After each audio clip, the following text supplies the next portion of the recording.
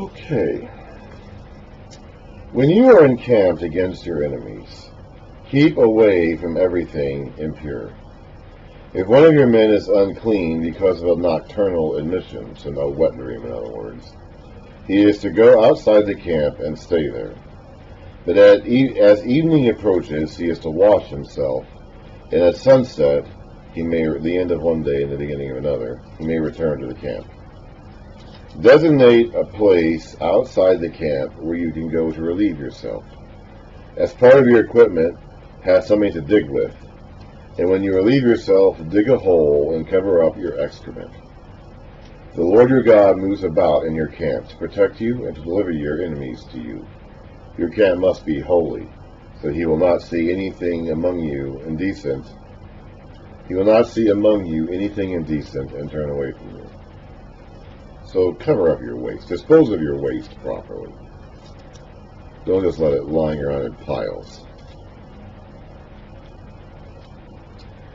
If a slave has taken refuge with you, do not hand him over to his master. Let him live among you wherever he likes and whatever town he chooses. Do not oppress him. I'm assuming this is a foreign slave, someone who has escaped to you from some foreign country. No Israelite man or woman is to become a shrine prostitute. You must not bring the earnings of a female prostitute or of a male prostitute into the house of the Lord your God to pay any vow, because the Lord your God detests them both. It was very, very, very, very common for the cultures around them to conduct their worship services with acts of sex with temple prostitutes or shrine prostitutes, excuse me. In fact, that's kind of how they did it. I've talked before about this idea of the Baal and the Asherah, the stones altar of Baal and the wooden pole of Asherah, and they would be in these shrines on these high places or wherever, and there would be prostitutes there, and you would go there, you'd offer your bull or your whatever offering you offered, and then you'd have sex with a shrine prostitute, and you're making a plea to the male storm god and the female fertility god to come together and fertilize fertilize your household, your goods, multiply. And that's actually how they did it in the cultures around them. So God is specifically telling them not to do that. Don't adopt that practice. Do not charge your brother interest, whether on money or food or anything else that may earn interest. You may charge a foreigner interest, but not a brother Israelite.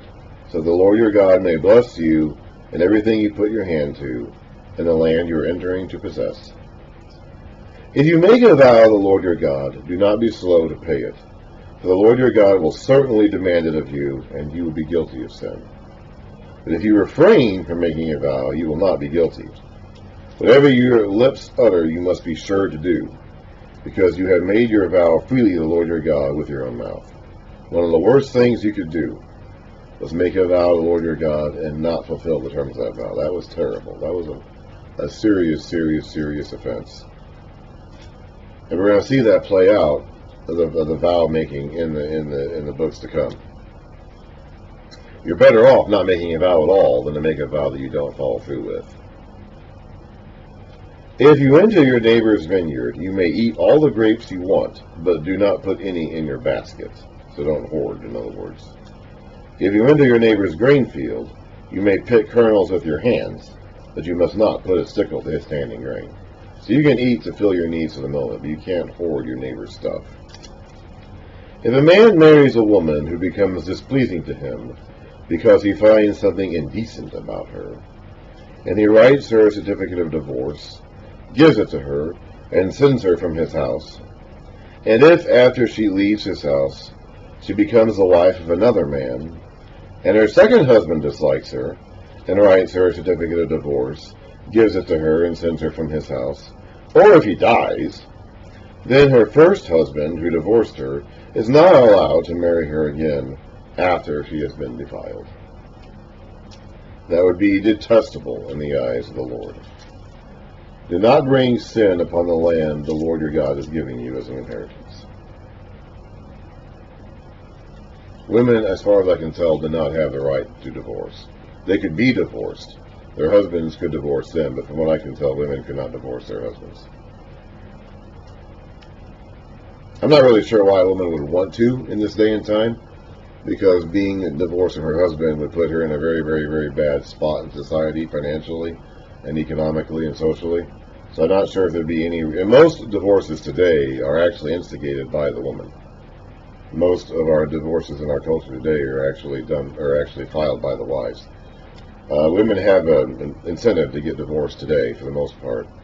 That would not have been the case back then. So even though I don't believe they had the legal right to divorce or to file for divorce in this culture, I don't even know if they really would want to anyway, with the way their culture was set up. God didn't want them to be divorcing, by the way. Jesus will talk later on about how the only reason why this provision in the law was made was to deal with the stubbornness and hard-heartedness of the people. The people wanted to divorce. They wanted to have the right to divorce their wives. So God allowed them to do so. He gave them provisions and restrictions and prohibitions and things like that. But he allowed them to do so because they simply wanted to be able to do so. But that was not the intent. That was not the desire. God is compensating for the people's, or accommodating, I should say, accommodating for the people's weakness in this case. If a man has recently married, he must not be sent to war or have any other duty laid on him. For 1 year he is to be free to stay at home and bring happiness to the wife he has married. Do not take a pair of millstones, not even the upper one, as security for a debt, because that would be taking a man's livelihood as security. You would grind grain with these millstones. So if you didn't have them, or if you only had one, you wouldn't be able to grind food for yourself. If a man is caught kidnapping one of his brother Israelites and treats him as a slave or sells him, the kidnapper must die. You must purge the evil from among you. In cases of leprous diseases, so skin diseases in other words, be very careful to do exactly as the priests who are Levites instruct you. We've already read about that back in Leviticus. You must follow carefully what I have commanded them. Remember what the Lord your God did to Miriam along the way after you came out of Egypt. When you make a loan of any kind to your neighbor, do not go into his house to get what he is offering as a pledge. Stay outside and let the man to whom you are making the loan bring the pledge out to you. If the man is poor, do not go to sleep with his pledge in your possession. Return his cloak to him by sunset, so that he may sleep in it. Then he will thank you, and you'll be regarded as a righteous act in the sight of the Lord your God. Do not take advantage of a hired man who is poor and needy, whether he is a brother Israelite or an alien living in one of your towns. Pay him his wages each day before sunset, because he is poor and is counting on it. Otherwise, he may cry to the Lord against you, and you will be guilty of sin. So don't cheat your workers. If you have hired them to do the job for a certain amount of money, and they do the job, pay them that amount of money. Don't skip out on them after they do the job and say, yeah, you really didn't do it well enough to get paid. That's the sort of thing that the Donald Trumps of the world do. Don't be like Donald Trump. Fathers shall not be put to death for their children, nor children put to death for their fathers. Each is to die for his own sin. That's a kind of a tricky concept in the sense that we just got done reading about how Ammonite and Moabite children are not allowed into the assembly for the 10th generation. They're not being put to death, I guess. There is some idea of, each person is guilty of his own sin, but it's also very easy for the son to continue the sins of the father. Do not deprive the alien or the fatherless of justice, or take the cloak of the widows as a pledge. Remember that you were slaves in Egypt, and the Lord your God redeemed you from there. That is why I commanded you to do this. I command you to do this. When you are harvesting in your field, and you overlook a sheaf, do not go back to get it. Leave it for the alien, the fatherless, and the widow, so the Lord your God may bless you in all the work of your hands. When you beat the olives from your trees, do not go over the branches a second time. Leave what remains to the alien, the fatherless, and the widow. When you harvest the grapes in your vineyard, do not go over the vines again. Leave what remains to the alien, the fatherless, and the widow. Remember that you were slaves in Egypt. That is why I command you to do this. So they know what it's like to be in the bottom rung of the social ladder. They know what it's like to have nothing. They know what it's like to be deprived. And they are not to do that to others. When they have, they must not forget the have-nots. They were once have-nots. And when they become haves, they must not forget what it's like to be the have-nots. Ruth will be doing this, by the way, in the book of Ruth, when you read about that. That's what she's going to be doing. She's going to be going through these fields after the workers have done so to collect the things that they left behind as they cut and sow and sickle and all that stuff. Some of the items are going to drop to the ground, and they're not supposed to pick them up and take them. Those are supposed to be there for the poor or the widows or the orphans, which is what Ruth is in the book of Ruth when we get there. When men have a dispute, they are to take it to court, and the judges will decide the case, acquitting the innocent and condemning the guilty. If the guilty man deserves to be beaten, the judge shall make him lie down and have him flogged in his presence for the number of lashes his crime deserves. But he must not give him more than 40 lashes. So no crime deserves more than 40. I don't know if they do less than that. Do they do 10, 20, 30, 5 maybe? But they can't do more than 40. No crime deserves more than 40 lashes. If he is flogged more than that, your brother will be degraded in your eyes. This is for a crime that obviously is not worthy of the death penalty. So anything else that I guess doesn't fit into any of the other crimes we've already prescribed the death penalty for, something along those lines, I guess. Do not muzzle an ox while it is treading the grain. Paul's going to mention that in one of his letters. That basically means, if the ox will eat the grain as it's treading it. If you muzzle the ox, of course, they can't do that. So the worker is worthy of his wages. The ox is doing this work for you. You should not prevent him from being able to eat the grain as he's doing it.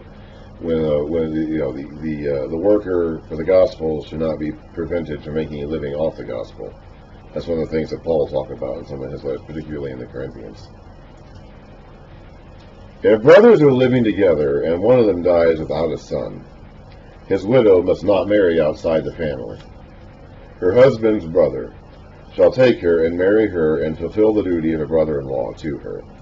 The first son she bears shall carry on the name of the dead brother, so that his name will not be blotted out from Israel. That's an important thing.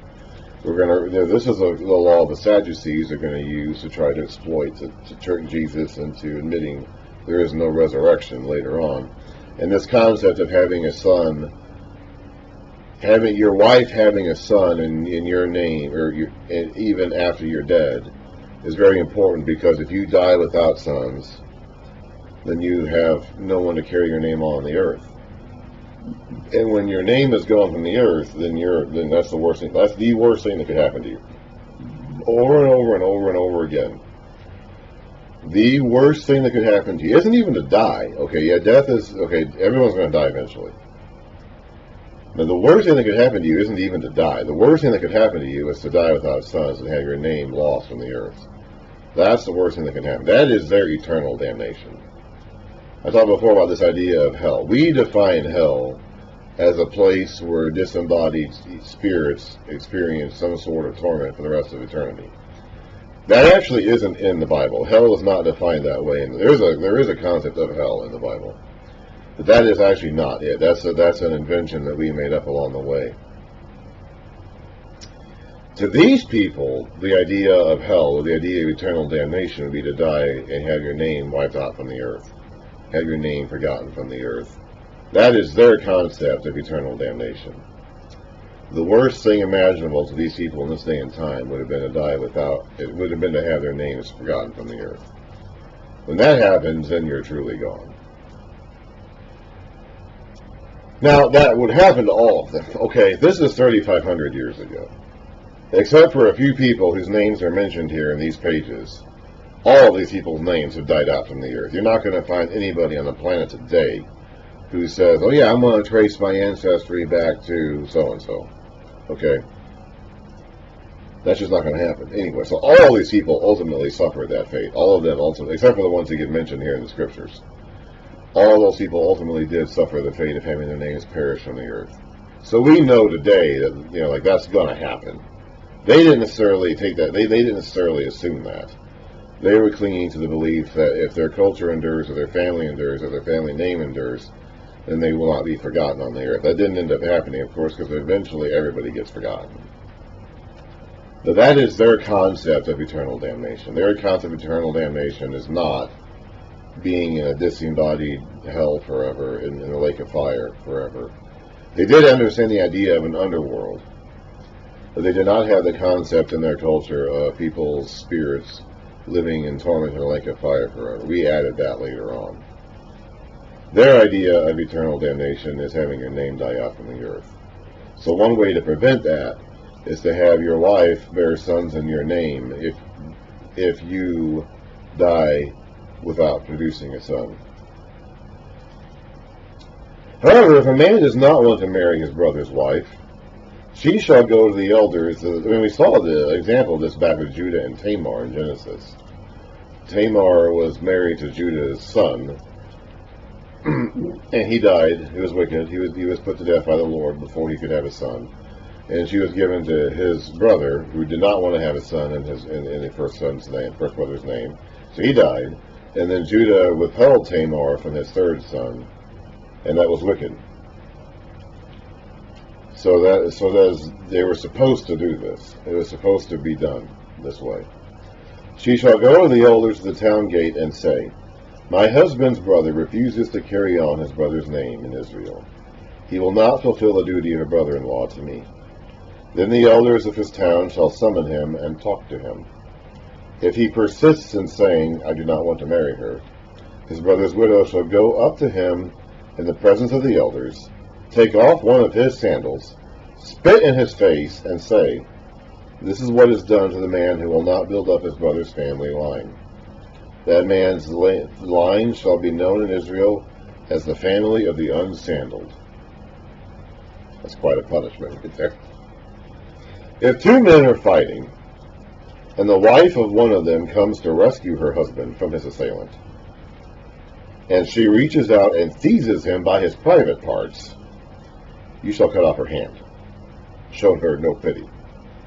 So if you're coming in the middle, if you ladies are coming in the middle of your husband and his enemy fighting, I guess you can do anything you want as long as you don't grab his balls, I guess. I'm assuming the idea here is that by grabbing him by the balls, you're endangering his ability to have children, crushing his testicles or whatever, I don't know. But yeah, so just don't do that. Take a broom or something and bash him over the head. Just don't grab him by the balls. I don't know. I mean, I don't know how often that would have actually happened. I really don't. I guess it would have. I don't know.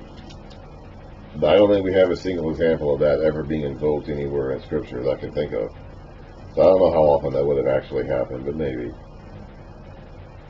I'm not really sure how often you would see a woman rush into the middle of two fighting guys anyway.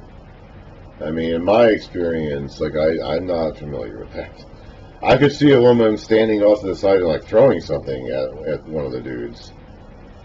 But as far as literally leaping into the fray and grabbing the assailant of her husband, that is not something that I am familiar with. Maybe they were just a more hands-on physical culture back then, I don't know. Do not have two differing weights in your bag, one heavy, one light. Do not have two differing measures in your house, one large, one small. You must have accurate and honest weights and measures, so that you may live long in the land your Lord your God is giving you. The Lord your God detests anyone who does these things, anyone who deals dishonestly. They didn't have cash registers back then. They measured transactions by weighing goods, by weighing silver, weighing gold, and offering an equivalent amount of weights in weight. So they didn't pay cash and ring it up in a cash register and then give back change or something like that. They would take whatever it is you're giving somebody and somebody else, and they would measure, they would weigh it and see how much they weighed. If you had dishonest weights, you could cheat somebody. You could give them less than they're giving you and end up with a profit on their behalf. And that was not what you're supposed to. That's a way of cheating. That's a way of stealing. That's what you're not supposed to do. Remember, excuse me. Remember what the Amalekites did to you along the way when you came out of Egypt. When you were weary and worn out, they met you on your journey and cut off all who were lagging behind. They had no fear of God. When the Lord your God gives you rest from all your enemies around you, in the land he is giving you to possess as an inheritance, you shall blot out the memory of Amalek from under heaven. That's the ban, the worst thing that could happen to somebody. Do not forget. That will actually happen in the days of Saul and David. That's 400 plus years from now. They're finally going to get around to dealing with those Amalekites around the year 1000 or so BC. This is 1400 BC. It's going to happen. They're not going to forget. It's going to take them 400 years to get around to it, but they're not going to forget. Our entire country's history doesn't even go back 400 years. In fact, we've barely been colonizing this continent for 400 years. Okay? It's going to be 400 years before they finally fulfill this duty to blot out the Amalekites from under heaven. And they're being told here not to forget. Okay, so like these people had long memories. Okay, we're talking about a culture that had a long history and long memories. We don't have that in our culture today, as much as we like to pretend that we do. We're not as much smarter than these people as we like to think that we are.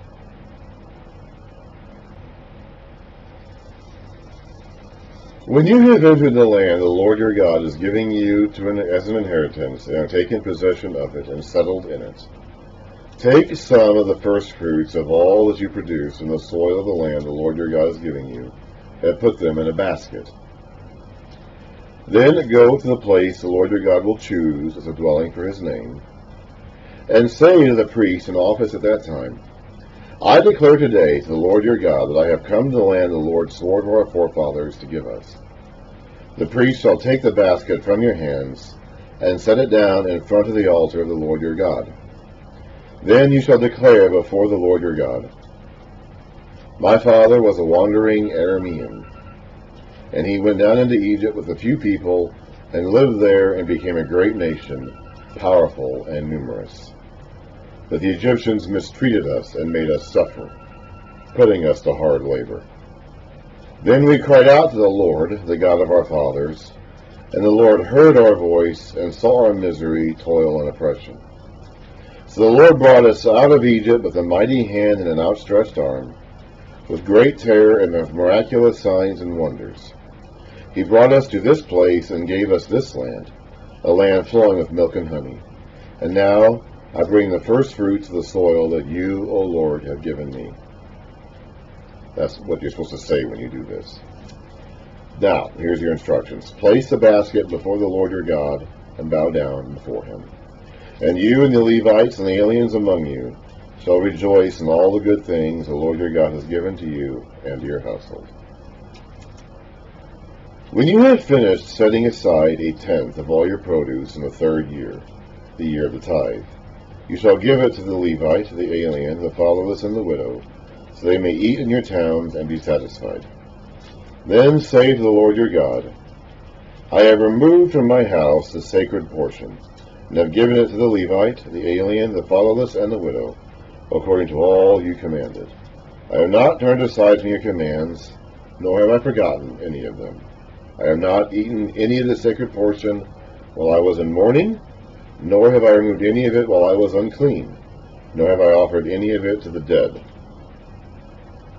I have obeyed. There was some concept of having ceremonies on behalf of the dead back then. We don't really see this mentioned in scriptures very much, but it was part of the culture back then. It wasn't really something God wanted them to do. In some cases, he forbade them from. They weren't supposed to consult the dead, or try to summon them and consult with them. But there was some lingering idea of having ceremonies on behalf of the dead back then.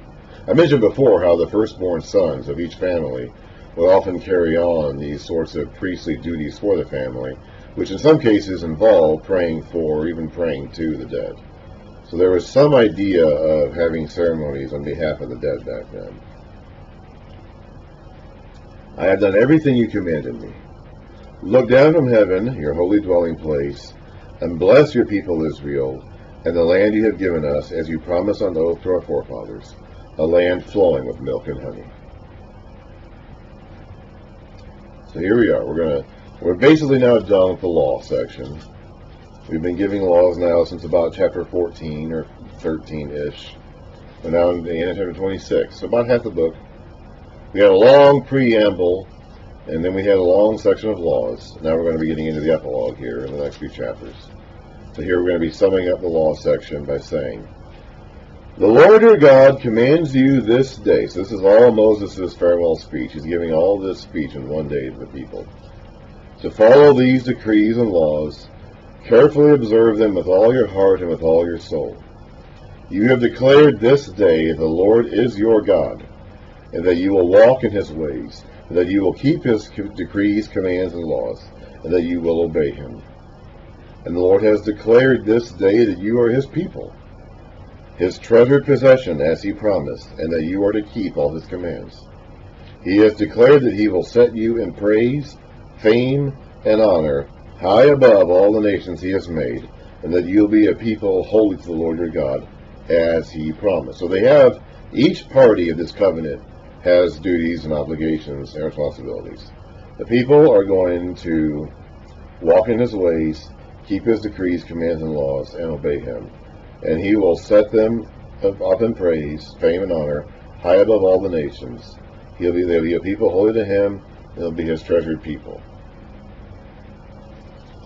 God will be faithful to his end of the covenant. Will the people be faithful to their end of the covenant? That's the question.